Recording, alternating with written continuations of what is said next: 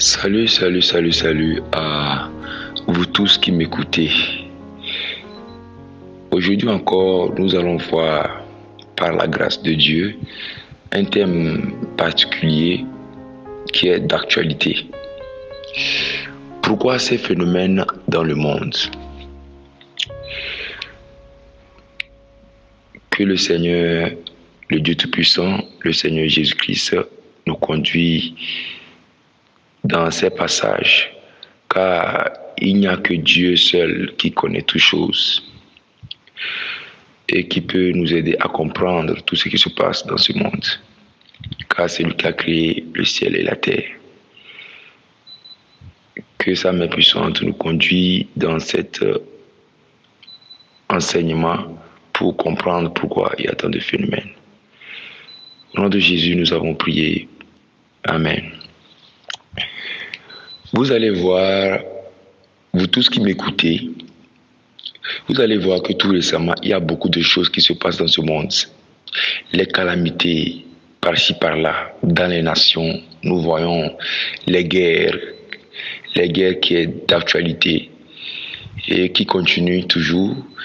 Nous voyons aussi les inondations un peu partout et nous voyons les pluies torrentielles, les orages qui ravagent les villes, comme si nous prenions le cas de la France, ce que la France traverse actuellement,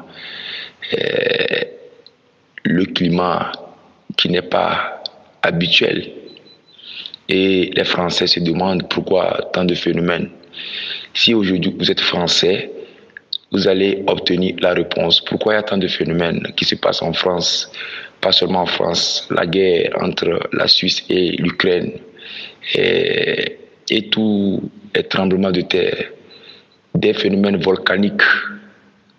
Nous pouvons dire que la terre n'est plus comme nous la connaissons avant, car il y a des phénomènes inhabituels qui se passent. Les feux de brousse un peu partout. Nous allons voir.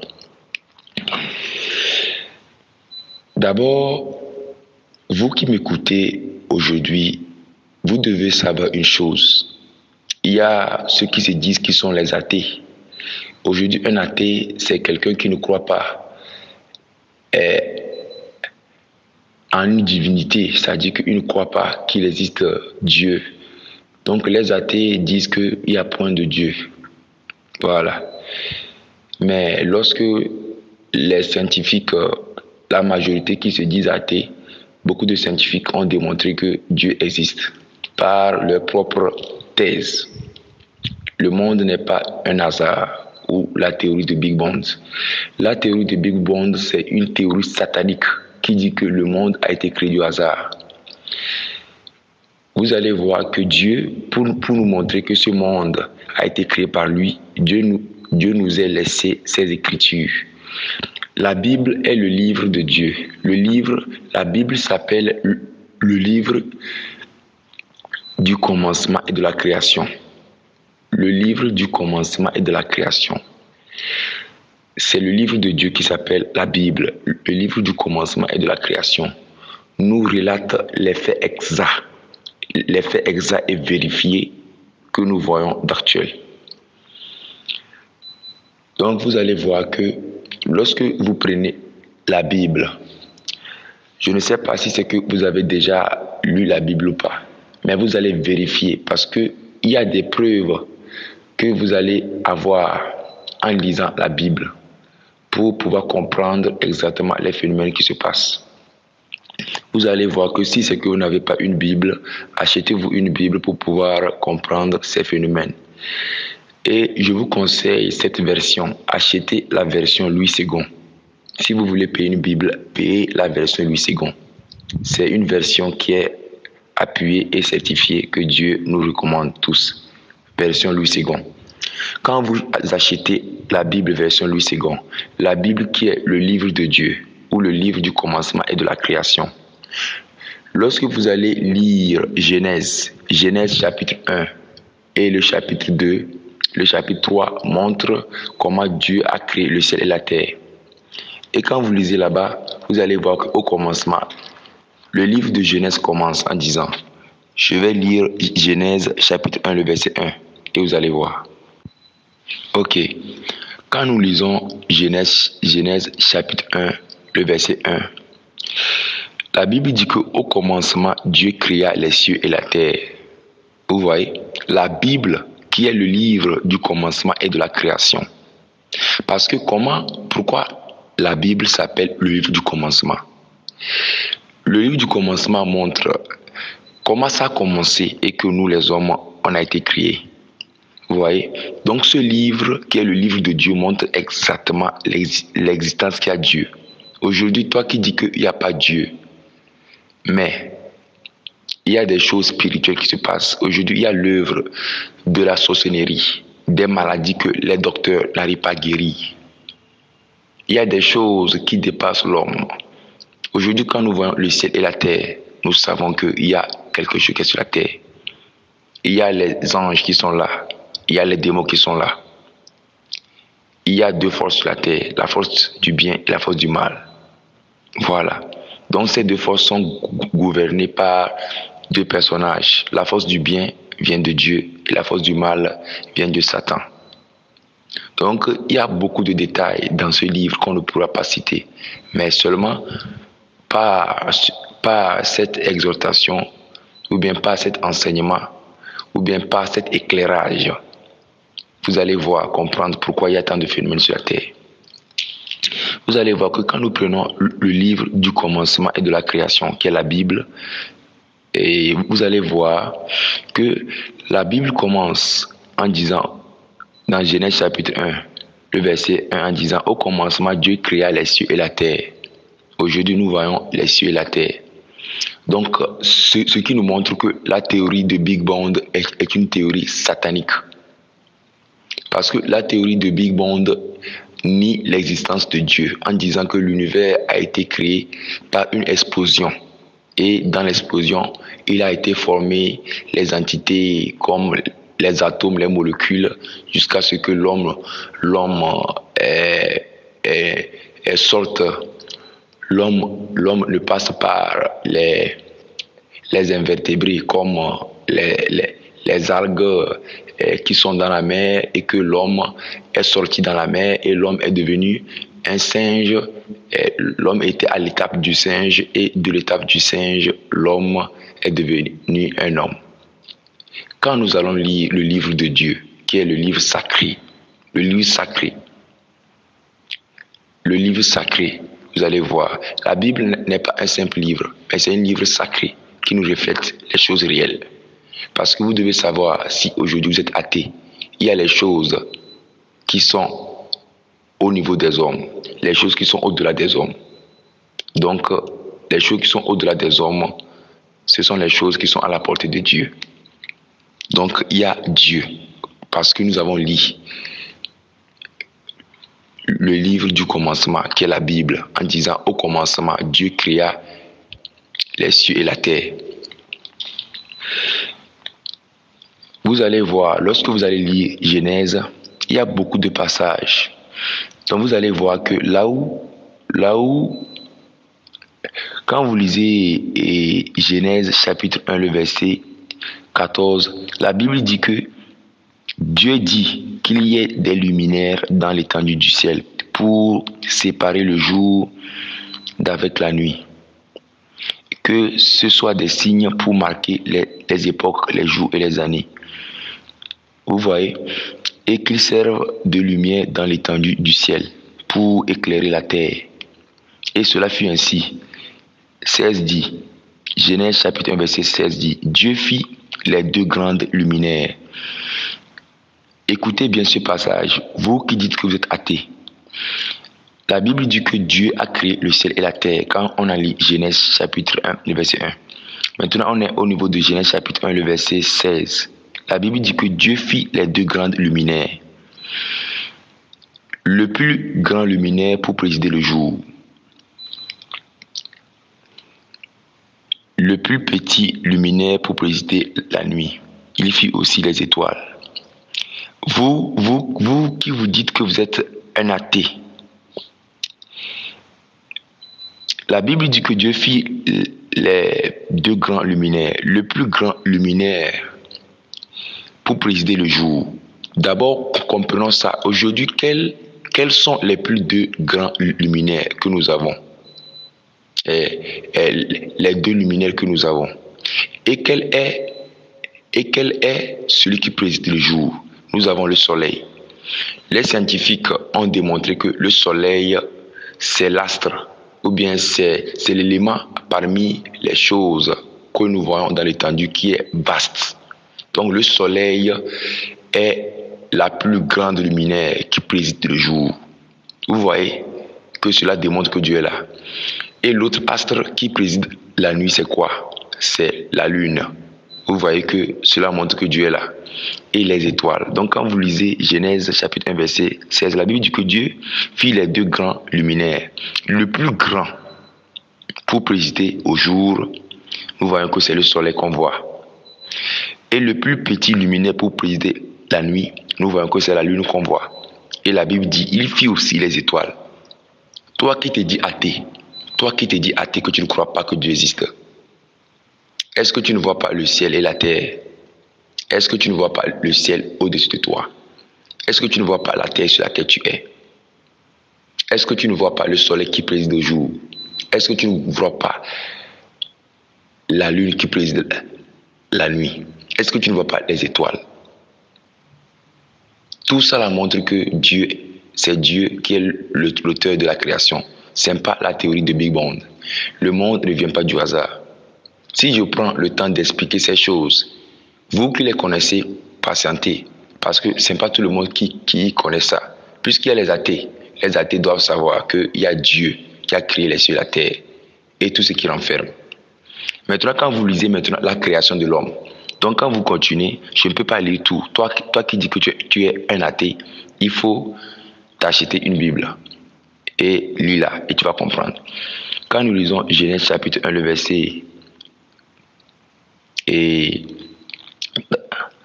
d'abord, quand nous lisons Genèse chapitre 1, le verset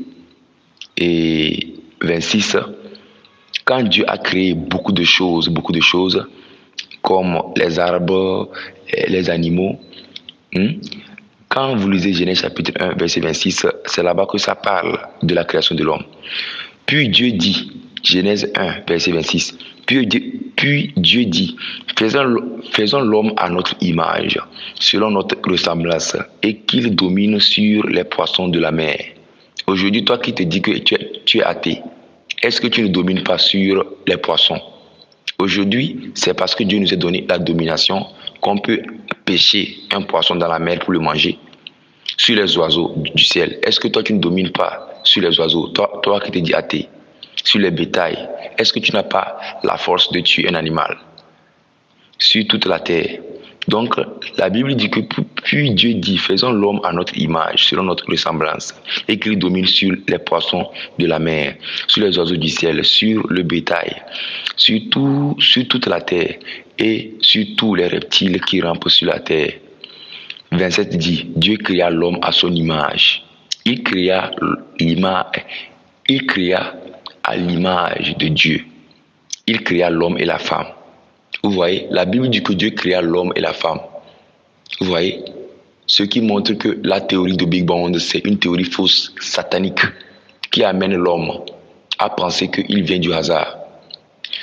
Voilà, parce que vous allez voir que quand Dieu a créé l'homme et la femme, il y a une chose qui s'est passée. L'homme et la femme, quand Dieu a créé l'homme et la femme, Dieu a créé l'homme et la femme. Quand vous lisez, je ne peux pas lire chaque verset, mais vous allez lire. Je vais juste dire les choses qui sont passées. Et quand vous allez lire mot par mot, vous allez vérifier ça. Quand Dieu a créé l'homme et la femme, quand nous lisons le livre de la création, le livre du commencement et de la création, qui est la Bible, qui est le livre de Dieu, qui a été écrit par Dieu à travers les hommes de Dieu. La Bible est un livre sacré qui a été écrit par les hommes que Dieu a choisis. La Bible ne vient pas des Blancs. Vous qui dites que la Bible vient des Blancs, les Blancs n'ont pas écrit la Bible. Ce n'est pas les Blancs qui ont écrit la Bible. Non, la Bible n'est pas pour les Blancs, pour les Africains, non. c'est pas ça. La Bible est pour tout le monde.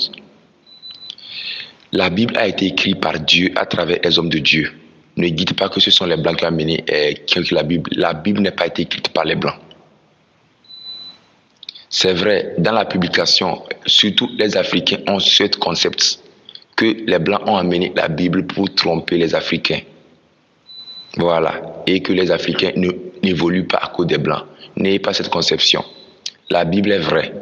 Dans le temps ancien, pour la propagation de l'évangile, il y avait, c'est vrai, les missionnaires blancs. Un groupe était là pour sauver certains peuples africains. Un groupe était là pour escroquer les peuples africains à base de la Bible. Vous allez voir que de nos jours, il y a aujourd'hui les faux prophètes qui sont là, ou bien les faux hommes de Dieu, les faux pasteurs qui sont là pour escroquer le peuple de Dieu. Et maintenant, les vrais hommes de Dieu qui sont là pour dire la vérité. Donc vous allez voir que la Bible, elle est sacrée. Mais tout dépend de l'intention de l'humain. Comme Dieu, il est amour. Dieu regarde et il observe l'intention de l'homme.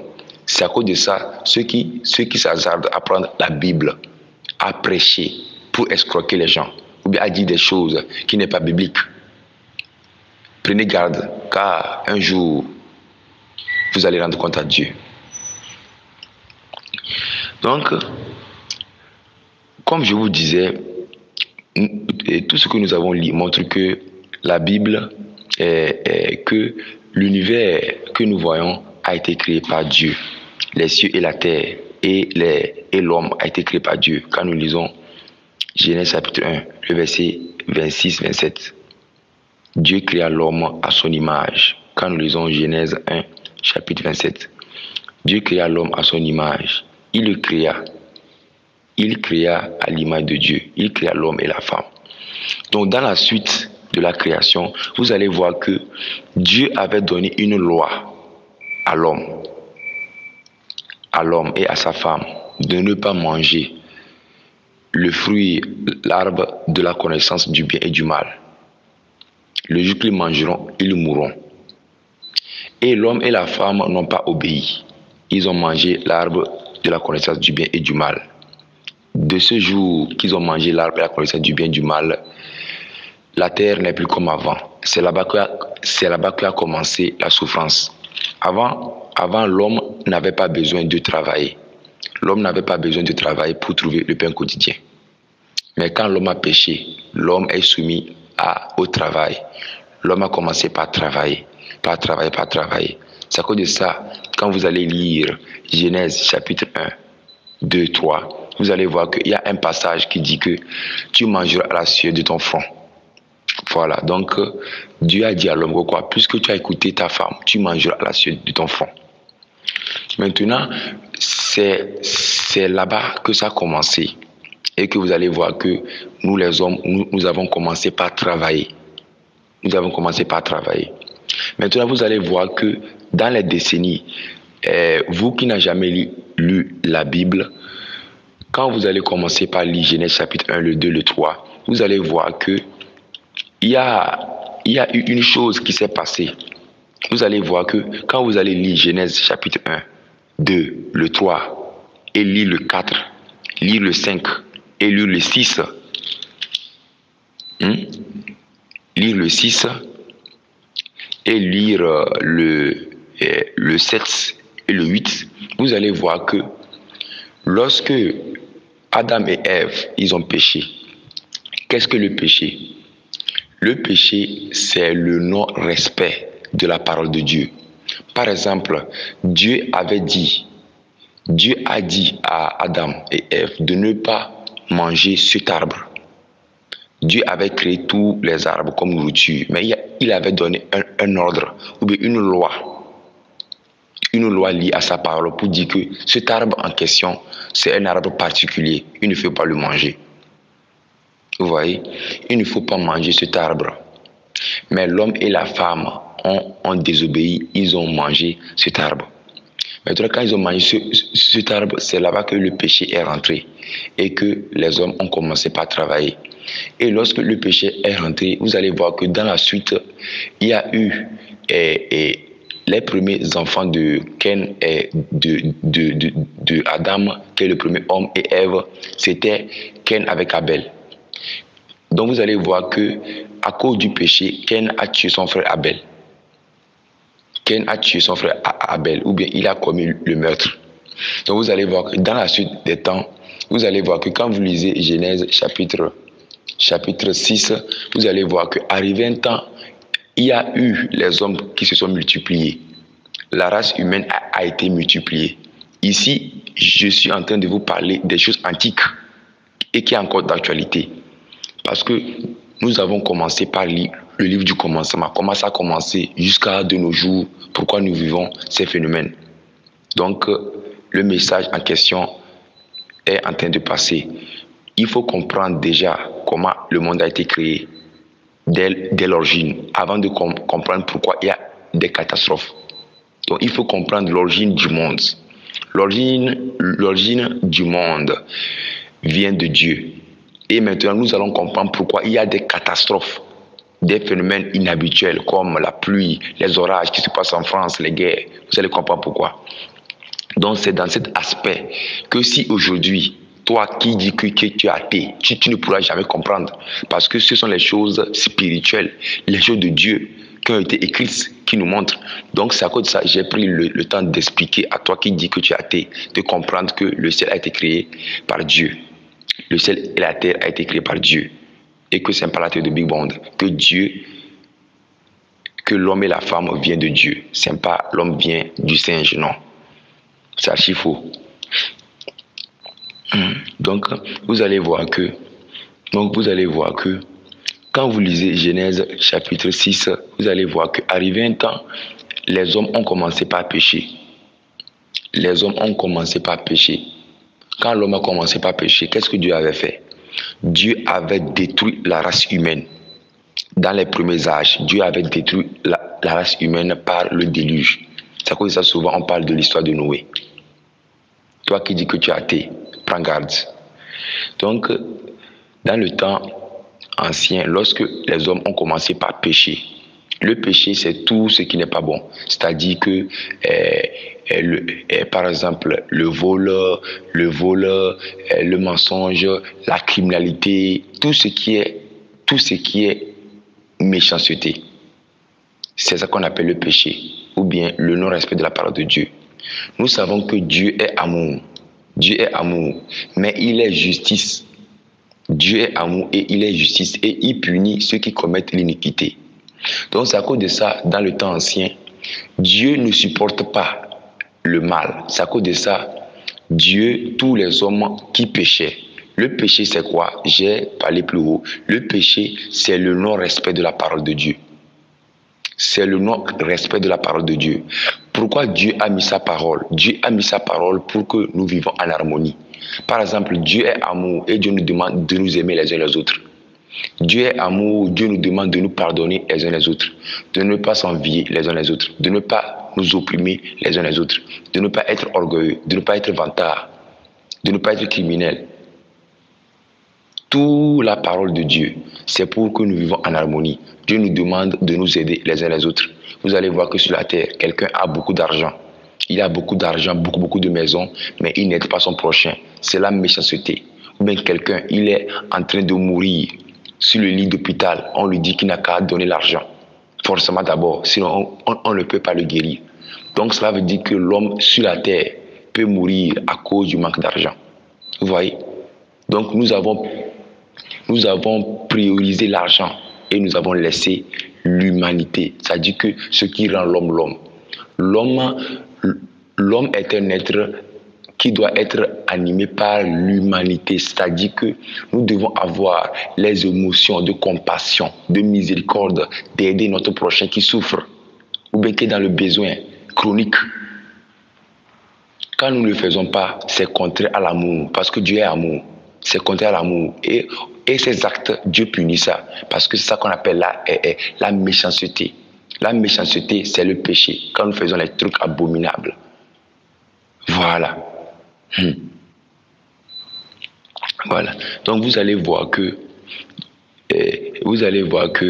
et nous pratiquons la méchanceté comme le fort qui abuse le faible, les riches qui écrasent les pauvres. Vous voyez, tout cela c'est la méchanceté. Ou les riches qui abaissent les pauvres, ça dit qu'ils les méprisent. Vous voyez? Donc c'est la méchanceté. Donc tout cela c'est ce qu'on appelle le péché. Lorsque nous faisons ça aux yeux de Dieu, c'est pas bon. Donc c'est ce que dans le premier âge que les gens ont commencé par faire. Ils ont fait ça. Et maintenant Dieu, comme Dieu n'aime pas la méchanceté, il a dit qu'il va éradiquer l'homme qu'il a créé. Mais il y avait un homme juste qui s'appelait Noé. Noé était un homme juste, c'est-à-dire quand les hommes n'avaient pas la compassion les uns avec les autres, lui, il aimait les hommes. Il aimait les hommes, il évitait de voler, il évitait de faire les choses que Dieu n'aime pas. Voilà. Il évitait de faire les choses que Dieu n'aime pas. Voilà. Ok. Donc vous allez voir que cet homme qui s'appelle Noé était un homme que Dieu a vu juste dans le temps ancien. Et comme il avait sa famille, il avait prêché à sa famille et sa famille lui a écouté. Et ils sont rentrés dans l'arche. Et beaucoup de personnes n'ont pas écouté Noé, mais ils ont accepté vivre leur vie de vol, de criminalité, leur vie abominable, qui est quoi? Le non-respect de la parole de Dieu, le fort qui abuse le faible.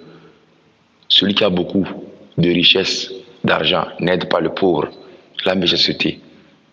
Donc, Noé était un homme juste et qui a prêché sa famille de changer de vie. Sa famille l'a écouté et ils sont rentrés dans l'arche.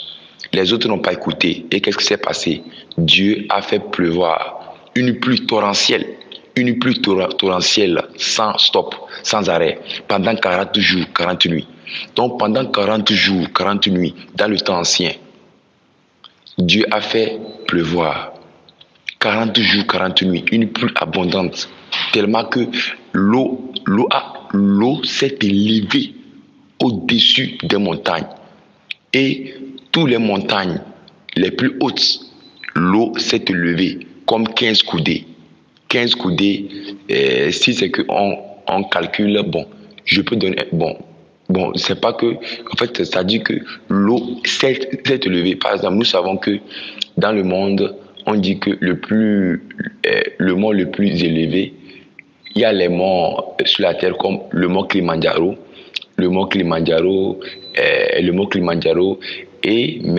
mais il s'avère que le mont le plus élevé sur la terre, c'est le mont Everest.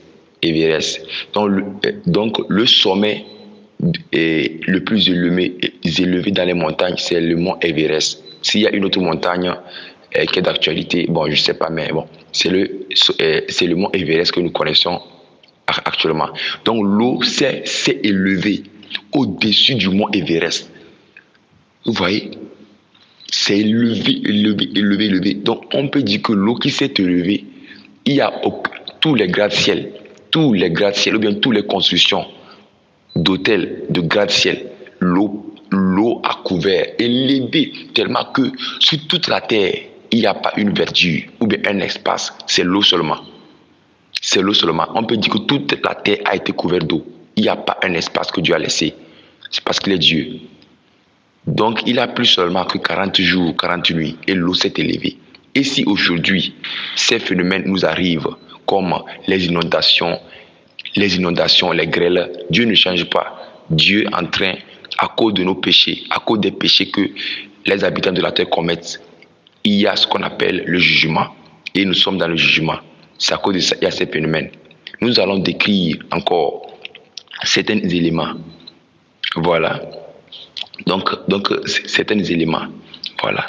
Donc vous allez voir que, en conclusion, tout ce que nous avons commencé par expliquer, pourquoi ces phénomènes, vous allez voir que la réponse c'est à cause de nos péchés. C'est à cause de nos péchés qu'il y a des phénomènes. Par exemple, quand nous prenons la France, il y a les inondations, il y a la sécheresse, et quand nous prenons un peu partout les guerres. Tout cela, c'est à cause de nos péchés. C'est-à-dire, nous refusons de respecter la parole de Dieu. Nous allons voir dans le peuple, quand Dieu quand nous prenons l'histoire de Noé, lorsque Noé est sauvé avec sa famille, vous allez voir qu'il y a eu la natalité qui a commencé par naître, c'est-à-dire que la procréation des hommes, jusqu'à ce que jusqu'à ce que les hommes remplissent encore de nouveau la surface de la terre. Quand les hommes ont rempli de nouveau la surface de la terre, Dieu avait fait grâce à un homme appelé Abraham. Quand vous allez lire Genèse, vous allez voir qui est Abraham, tout ça.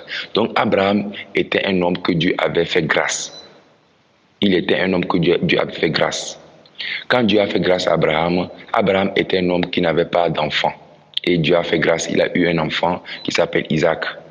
Et c'est d'Isaac qui est née la postérité que Dieu voulait faire grâce pour le salut. Vous allez voir que quand vous allez lire la parole de Dieu, vous allez voir que Isaac a donné naissance à Ésaü et à Jacob. Et Jacob maintenant s'appelle Israël. Maintenant, c'est de Jacob que est sorti les 12 tribus. Les 12 tribus d'Israël. Donc, le peuple d'Israël, Jacob qui s'appelle Israël, était un peuple que Dieu avait choisi parmi les nations païennes. Par exemple, dans le temps ancien, les gens faisaient toutes sortes de péchés. Après encore la multiplication des hommes, Dieu a détruit le premier monde. Dieu a détruit le premier monde par l'eau dans le temps de Noé. Maintenant, le deuxième monde qui a commencé par multiplier, Dieu avait choisi un peuple particulier qui était de la branche d'Abraham, qui est le peuple d'Israël. Donc, le peuple d'Israël était un peuple choisi par Dieu pour ne pas vivre dans le péché. Parce que toute la terre, les gens péchaient. Le fort abusait le faible. Celui qui avait beaucoup ne donnait pas. Celui qui avait les richesses ne donnait pas le pauvre. L'autre, donc, il y avait toutes sortes de péchés. Mais Dieu ne voulait pas que ce peuple choisi puisse participer au péché. Aujourd'hui, Dieu veut que nous tous, nous les peuples qu'il a créés, Dieu n'a pas choisi un peuple comme avant, mais Dieu maintenant a laissé que tous les peuples soient choisis. Aujourd'hui, peu importe que tu sois de quel peuple, Dieu te choisit aujourd'hui. Dieu t'a choisi aujourd'hui. Avant, Dieu avait choisi un peuple particulier, Israël, qui sont aujourd'hui les Juifs. Mais aujourd'hui, ce n'est pas les Juifs seuls que Dieu a choisi, mais Dieu maintenant met en disposition toute personne qui veut respecter sa parole. Dieu le choisit. C'est à cause de ça que vous allez voir que Dieu a donné les lois à son peuple de ne pas les violer. Pour que son peuple ne puisse pas participer au péché. Parce que le péché c'est sexuel. Aujourd'hui, c'est à cause du péché qu'on se tue. C'est à cause du péché on se déteste. C'est à cause du péché on ne s'aime pas. Le péché, c'est quoi? Ça peut se définir encore le mauvais comportement de l'homme. Le péché est le mauvais comportement de l'homme, ou bien les comportements anormaux de l'homme, liés à la méchanceté, à l'abomination que nous faisons. Vous allez voir que je vais lire un passage. Vous allez comprendre les péchés que nous, les hommes, nous commettons à cause de cela. Les phénomènes actuels nous arrivent. Aujourd'hui, peu importe que tu sois en Europe, que tu sois européen, que tu sois américain, que tu sois africain, que tu sois asiatique, que tu sois dans le continent océanique, tous les phénomènes qui se passent sur la terre, c'est à cause de nous, c'est à cause des péchés. C'est à cause des péchés que nous commettons. Donc, nous devons nous repentir. Nous devons nous repentir. Vous allez voir que Dieu maintenant a donné la solution aux habitants de la terre. Aujourd'hui, la parole de Dieu nous dit que quoi? Le salaire du péché, c'est la mort. Parce que quand les gens péchaient dans le temps de Noé, qu'est-ce que Dieu a fait? Dieu a mené l'eau, le déluge. Il a plu 40 jours, 40 nuits et les gens sont morts. Aujourd'hui, nous voyons que dans les catastrophes naturelles que nous voyons, les gens meurent. Parce que lorsqu'il y a les orages, les gens meurent ou pas, les gens meurent. Donc si aujourd'hui vous n'êtes pas encore mort, Dieu espère que vous vous repentez. Mais si vous refusez de changer votre vie, vous allez périr également. C'est à cause de ça que vous allez voir que comme Dieu ne veut pas qu'on ait qu'à périr physiquement et spirituellement, parce que quand l'homme meurt, ce n'est pas fini. Son âme ira soit en enfer ou au ciel. Son âme ira en enfer s'il a refusé de se repentir. Maintenant, Dieu, pour nous sauver, il a envoyé son Fils unique, qui est Jésus-Christ. C'est à cause de ça quand vous lisez dans le Nouveau Testament, la Bible est constituée de l'Ancien Testament et le Nouveau Testament. L'Ancien Testament montre comment le monde a été créé. Le Nouveau Testament montre comment Dieu maintenant a fait les choses dans le temps. Voilà, donc ces deux livres sont indissociables. L'Ancien Testament annonce ce que Dieu fera et le Nouveau Testament confirme ce que Dieu a commencé de faire dans l'Ancien Testament. Donc ces livres se complètent. Vous allez voir que quand les hommes ont commencé à pécher, vous allez voir que vous devez comprendre pourquoi vous devez comprendre l'œuvre du salut. Quand les hommes ont commencé par pécher, normalement, le salaire du péché, c'est la mort, c'est-à-dire que la mort physique et la mort spirituelle. Voilà. Maintenant, la mort que Dieu nous dit, que Dieu nous interpelle, c'est la mort spirituelle. Beaucoup de personnes ne croient pas en l'existence de l'enfer. Souvent, on dit les athées, il y a l'enfer. Combien de personnes ont fait une expérience de mort imminente, témoignent sur l'enfer et le ciel? Beaucoup de personnes, maintenant, la réalité de l'enfer et le paradis n'est pas un mythe, mais c'est une réalité. Il y a l'enfer, il y a le paradis. Donc, c'est à cause de ça que vous allez voir que Dieu, pour nous sauver de l'enfer, ou bien le feu, un lieu de tourment, de feu, il nous a donné son Fils unique, Jésus-Christ.